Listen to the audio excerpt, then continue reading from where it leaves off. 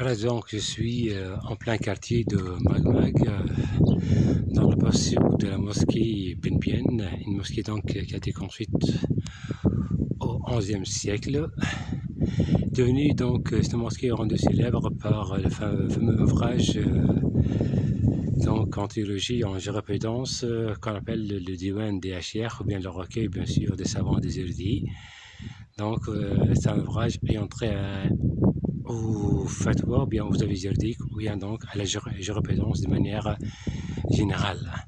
Devant moi donc c'est la salle de prière, voilà devant moi, voilà, elle est en très bon état, très bien entretenue, je suis dans le patio, là donc il y a un puits, donc duquel dans le temps on puisait donc de l'eau pour faire des ablutions.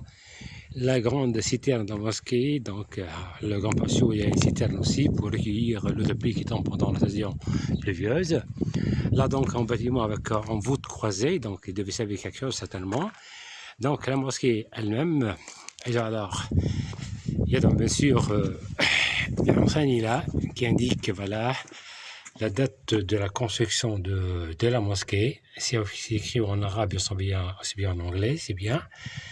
Allah a bien dit que c'était donc construite donc au XIe siècle. Bismillah. Voilà, donc je suis dans la salle de prière de la mosquée. Voilà, une salle surmontée de trois voûtes. La voûte centrale, à droite une deuxième voûte et à gauche une deuxième voûte. La chose un peu singulière, c'est que là il y a deux mihrabs, donc deux Qibla, donc deux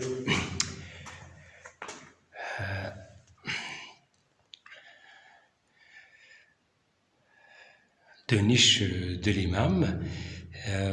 D'après ce qu'on m'a dit, que chaque fois qu'il y a des travaux d'extension de la mosquée, on se trouve donc obligé de construire une deuxième donc niche là pour qu'elle soit au milieu juste de la mosquée.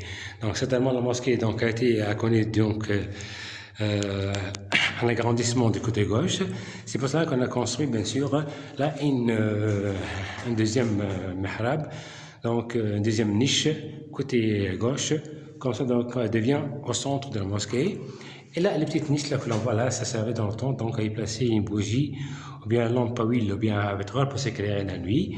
Voilà, donc elle est bien chiolée, bien immaculée. Voilà, là donc la première voûte. Alors, ce palanquin là servait à transférer bien sûr le défunt de sa maison, bien sûr, à sa dernière demeure qui est le cimetière, là. On l'emmenait à la mosquée pour lui faire donc, pour prier pour lui, voilà, pour que Dieu lui accorde sa miséricorde. Puis on l'enterre bien sûr dans le cimetière.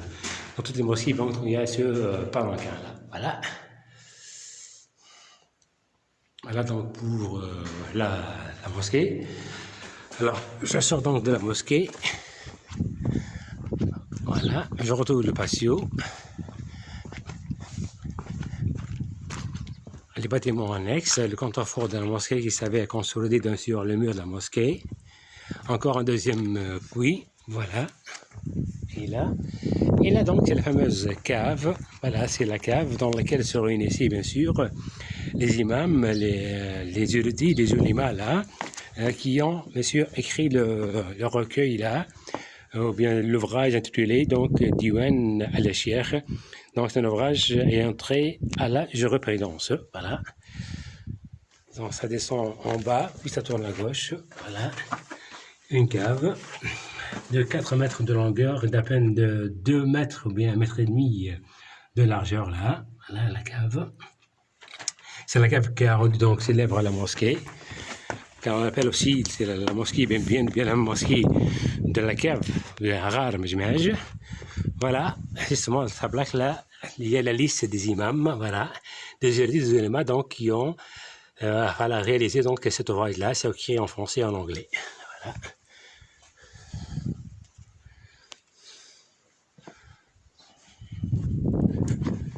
Voilà, je continue.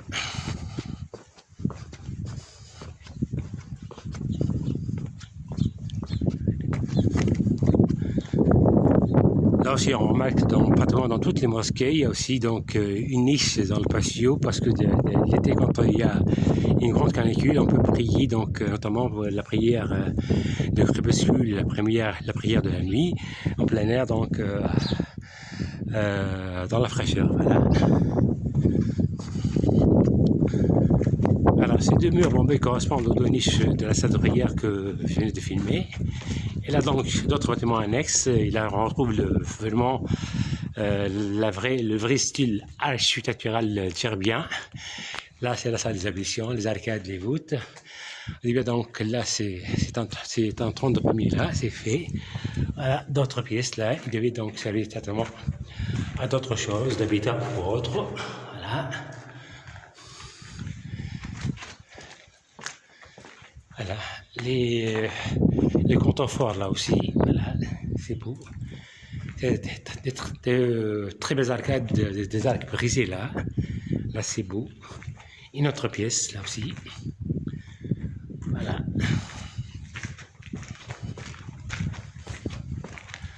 Alors pour la mosquée Bimbienne, la mosquée Ghar Mejmej.